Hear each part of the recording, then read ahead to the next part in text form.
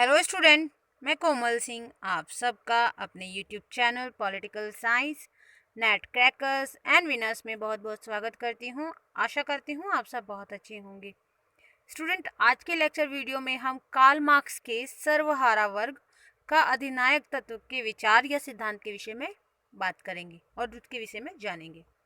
ये हमारा Karl Marx पर पार्ट 11 है स्टूडेंट। इससे पहले मैं 10 पार्ट्स आपको प्रोवाइड करवा चुकी हूँ, आप जाकर प्लेलिस्ट में देख सकते हैं।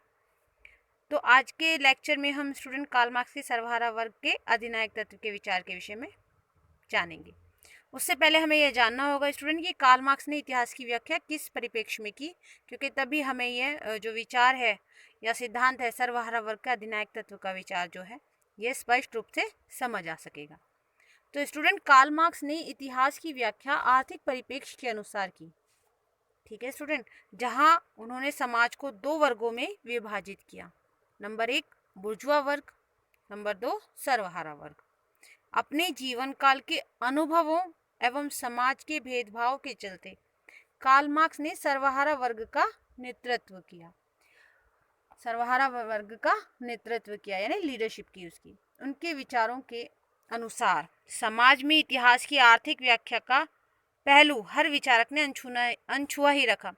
अब अनछुआ ही क्यों रखा? क्योंकि समाज की या इतिहास की अब तक जो भी व्याख्या की गई वह या तो सामाजिक परिप्रेक्ष्य के रूप में की गई या आर्थिक रूप में कभी नहीं की गई या दार्शनिक रूप में की गई या राजनीतिक रूप में की गई। लेकिन आर्थिक जो पक्ष था इतिहास का वह हमेशा ही एक अनछुआ पहलू रहा, जिसको कोई भी विचारक छूना नहीं चाहता था, उसको उस मुद्दे को उठाना ही नहीं चाहता था। लेकिन ये कहा जा सकता है कि कार्ल मार्क्स पहले ऐसे विचारक रहे जिन्होंने इतिहास की व्याख्या आर्थिक परिप्रेक्ष्य में की और इसी रूप में उन्होंने समाज को दो भागों में बांटा, एक बुर्जुआ वर्ग और एक सर्वहारा वर्ग। जहां बुर्जुआ वर्ग एक पूंजीपति वर्ग है और सर्वहारा वर्ग एक पूंजीविहीन वर्ग है। और पूंजीपति जो वर्ग है वह हमेशा ही सर्वहारा वर्ग या पूंजीविहीन वर्ग का शोषण करता है और उस शोषण से अपने आप को शक्तिशाली और उनको कमजोर बनाता रहता है। ठीक है स्टूडेंट, किंतु प्रथम बार कार्ल मार्क्स द्वारा इस पहलू को छुआ गया। उन्होंने इतिहास का आर्थिक विश्लेषण करते हुए इतिहास की कई अवस्थाओं को दिखाया या कई अवस्थाओं में इतिहास को बांटा। उन्होंने कहा कि इतिहास की उन्होंने वैसे 5 अवस्थाएं दी थी, जिसको हम 6 अवस्थाओं में भी देख सकते हैं। वैसे उन्होंने 5 अवस्थाएं दी थी। इनमें हम अगर बात करें उनकी पहली अवस्था की, तो पहली अवस्था थी आदिम अवस्था। पहली थी आदिम अवस्था, जिसमें जो मनुष्य था वह जंगल में रहता था और जंगल जैसा जंगल में जंगली जानवरों जैसे ही बर्ताव करता था और कंदमूल पर ही उसके जो जीवन शैली थी वो उस पर डिपेंड थी। जैसे पेड़ पौधों पर ही और शिकार पर ही उनका जो जीवन था वो उसी पर ज़्यादा बीतता था। धीरे धीरे जब थोड़ा सा विकास हुआ तो दास युग आया, फिर धीरे धीरे और विकास हुआ तो सामंतवादी युग आया, उसके बाद पूंजीवादी युग आया, जो वर्तमान में उनके समय में युग था। इनके समय में कार्ल मार्क्स के समय में जो पूंजीवादी युग था। फिर जब कार्ल मार्क्स ने विचार दिया बुर्जुआ वर्ग और सर्वहारा वर्ग की क्रांति का, तब उन्होंने ये कहा कि बुर्जुआ वर्ग के शोषण से जो अत्याचार वो सर्वहारा वर्ग के ऊपर कर रहे हैं उससे ग्रसित होने के बाद और बिल्कुल अत्याचार की अंत्येष्टि पर बिल्कुल ही हद हो जाती है, तब सर्वहारा वर्ग क्रांति करेगा और वो उस क्रांति के फलस्वरूप ऐसा एक युग आएगा जहां पर सर्वहारा वर्ग का अधिनायक तत्व होगा, यानी कि पूंजीवादी जो युग है वो पूर्णतः समाप्त हो जाएगा और वहां पर क्या होगा? सर्वहारा वर्ग का अधिनायक तत्व होगा। फिर उसके साथ साथ ही धीरे धीरे विकास की जो श्रृंखला है आगे बढ़ेगी और साम्यवाद युग आएगा, जिसको इतिहास की अगर कहा जाए इतिहास की अवस्था का सर्वोच्च स्तर कहा जा सकता है। ये कार्ल मार्क्स ने कहा कि इतिहास की अवस्था का सर्वोच्च स्तर होगा वह होगा साम्यवादी युग, जिसमें क्या होगा कि व्यक्ति जितनी क्षमता से काम करेगा उसको उतनी ही क्षमता का मूल्य मिलेगा और इस मूल्य पर कोई भी इस मूल्य पर या अतिरिक्त मूल्य पर कोई भी पूंजीवादी जो वो है मतलब बुर्जुआ वर्ग है वो अपना अधिकार नहीं, इस पे कब्जा नहीं कर सकता। यह जिसने किया है जिसकी मेहनत है उसी को इसका मूल्य मिलेगा, किसी दूसरे व्यक्ति को मूल्य नहीं मिलेगा। जो जितना समय जितने काम में देगा उसको उतना ही मूल्य मिलेगा और उस पर कोई और कब्जा नहीं कर पाएगा। ठीक है स्टूडेंट।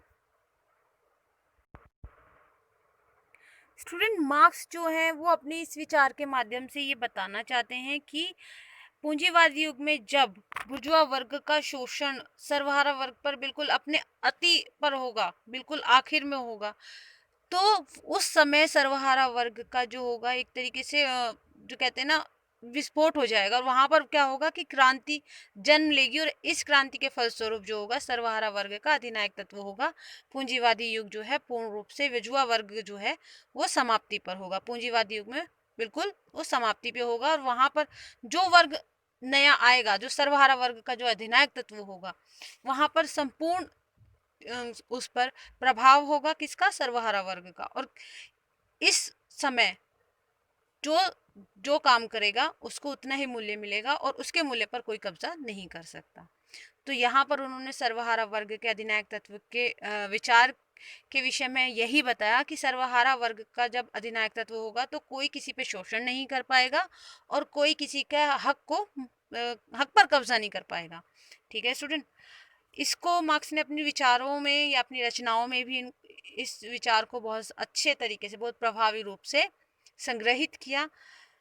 मार्क्स ने अपनी रचना the critique of the Gotha programme 1875 में मार्क्सवाद को अराजकतावाद एवं संशोधनवाद से अलग बताया। उन्होंने कहा कि मार्क्सवाद या मार्क्सिज्म में जो विचार हैं वो अराजकतावाद या संशोधनवाद से बिल्कुल अलग है। पहली बार बहुमत का अधिनायक तत्व अल्पमत पर होगा। यह अधिनायक तत्व संक्रमणकालीन होगा। उन्होंने कहा कि बहुमत का अधिनायक तत्व अल्पमत पे होगा, यानी कि बुर्जुआ वर्ग बहुत थोड़े होते हैं ना, थोड़े होते हैं, लेकिन सर्वहारा वर्ग क्या होते हैं, बहुमत में होते हैं। तो उन्होंने कहा कि पहली बार सर्वहारा वर्ग का जो शासन होगा वो किस पर होगा, बुर्जुआ वर्ग पर होगा। तो पहली बार बहुमत का अधिनायक तत्व अल्पमत पर होगा। यह अधिनायक तत्व संक्रमणकालीन होगा। सर्वहारा वर्ग का अधिनायक तत्व की इस अवस्था को समाजवादी अवस्था भी कहा जा सकता है, जिसका उद्देश्य व्यक्ति अपनी क्षमता के अनुसार कार्य करेंगे और उनको उतना ही वेतन मिलेगा, तो कोई उनके वेतन पर कब्जा नहीं कर पाएगा। वहीं अगर उनके मित्र के विषय में बात करें, कार्ल मार्क्स के मित्र के विषय में, तो एंगल्स के जो विचार थे वो थे कि सर्वहारा वर्ग का अधिनायक तत्व राज्य जो सर्वहारा वर्ग का अधिनायक तत्व है का राज्य जो है विलुप्त हो जाएगा, क्योंकि यहाँ पर राज्य जो था वो क्या रूप यहाँ पर उसने मतलब क्या प्रभाव था उसका प्रभाव ये था कि बुर्जुआ वर्ग है जो एक शोषण के यंत्र के रूप में राज्य कार्य करता है, यानी कि वो एक तरीके से बुर्जुआ वर्ग के हाथ की कठपुतली है जिसको वो जिस रूप में चाहे उस रूप में मोड़कर वो सर्वहारा वर्ग का शोषण करता था। तो यहाँ पर क्या होगा, राज्य विलुप्त हो जाएगा, जबकि पूंजीवादी राज्य का विनाश होगा और साम्यवाद का उदय होगा। ठीक है स्टूडेंट। अब बात कर लेते हैं सर्वहारा वर्ग के अधिनायक तत्व के उद्देश्यों के विषय में। सर्वहारा वर्ग के अधिनायक तत्व का जो मेन एम है वह है कि बची हुई पूंजीवादी तत्वों का विनाश करना, भविष्य की साम्यवादी अवस्था का मार्ग प्रशस्त करना, भेदभाव की समाप्ति और सबको समान अधिकार मिले, कोई किसी पर शोषण या किसी का जो हक है वो ना मार पाए, वो कब्जा ना कर पाए किसी चीज का। तो ये सर्वहारा वर्ग का विचार था, सर्वहारा वर्ग के अधिनायक तत्व का विचार था और ये उसके महत्वपूर्ण उद्देश्य थे। तो कार्ल मार्क्स ने समाज के सामने सर्वहारा वर्ग के अधिनायक तत्व के विचार और उद्देश्य के माध्यम से यह बताना चाहा है कि किस प्रकार से सर्वहारा वर्ग के द्वारा जो क्रांति की जाएगी उससे ना सिर्फ सर्वहारा वर्ग को फायदा होगा या लाभ होगा, बल्कि समाज के उन कमजोर कुचले हुए लोगों को लाभ होगा जो इतिहास के समय से ही बुर्जुआ वर्ग के द्वारा शोषण और शोषित होते आ रहे हैं। ठीक है स्टूडेंट। तो ये आज का हमारा इम्पॉर्टेंट टॉपिक था और नेक्स्ट वीडियो लेक्चर में हम नेक्स्ट टॉपिक के विषय में बात करेंगे। तो बने रहिए हमारे लेक्चर्स के साथ, हमारे चैनल को लाइक कीजिए, शेयर कीजिए एंड सब्सक्राइब कीजिए। Thank you so much.